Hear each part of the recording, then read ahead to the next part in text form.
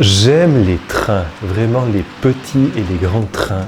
Depuis tout enfant, depuis le moment où je me souviens, j'ai toujours beaucoup aimé. Alors ici, par exemple, j'ai un modèle réduit dans Galata Lacune. J'ai un papa qui est menuisier, et c'est vrai que j'ai toujours aimé un peu planter des clous, tourner des vis, scier des bouts de bois. Et petit à petit, je me suis amélioré dans le fait de construire des maquettes. Quand je suis rentré au séminaire, j'ai mis entre parenthèses en tout cas le côté faire des maquettes, parce que bon, je me disais ça coûte cher, ça prend de la place. Et puis, ce qui a été assez drôle, c'est que à l'ordination, quelqu'un m'a offert un petit bout de train comme cadeau, parce qu'il savait que j'étais quand même passionné.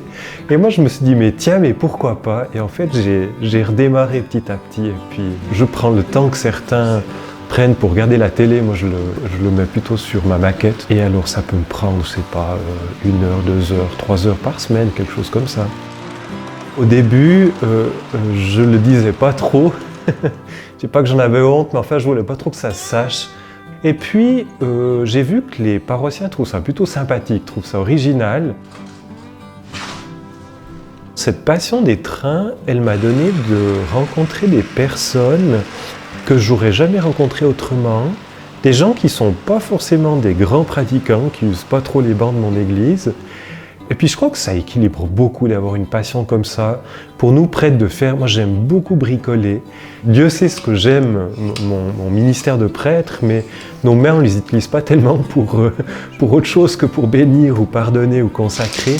Et moi ça me fait du bien, franchement, de scier, de clouer, de faire des raccords électriques, de souder. C'est un moyen pour moi de m'incarner dans le réel.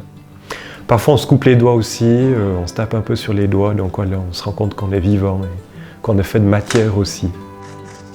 Moi j'ai réalisé que cette passion, j'avais pas à la vivre en dehors de Dieu, comme si je prenais congé de Dieu, mais que je la vivais avec lui. Et franchement, moi je suis sûr que Dieu il est content que je fasse ça maintenant. Et il rit en disant voilà, Joseph il se fait du bien. Je crois vraiment que c'est une manière de rendre hommage à Dieu, à la beauté de ce qu'a fait Dieu et aussi à la beauté de ce que fait l'homme, à son savoir technique qui est extraordinaire, notamment à travers les chemins de fer suisses. Voilà.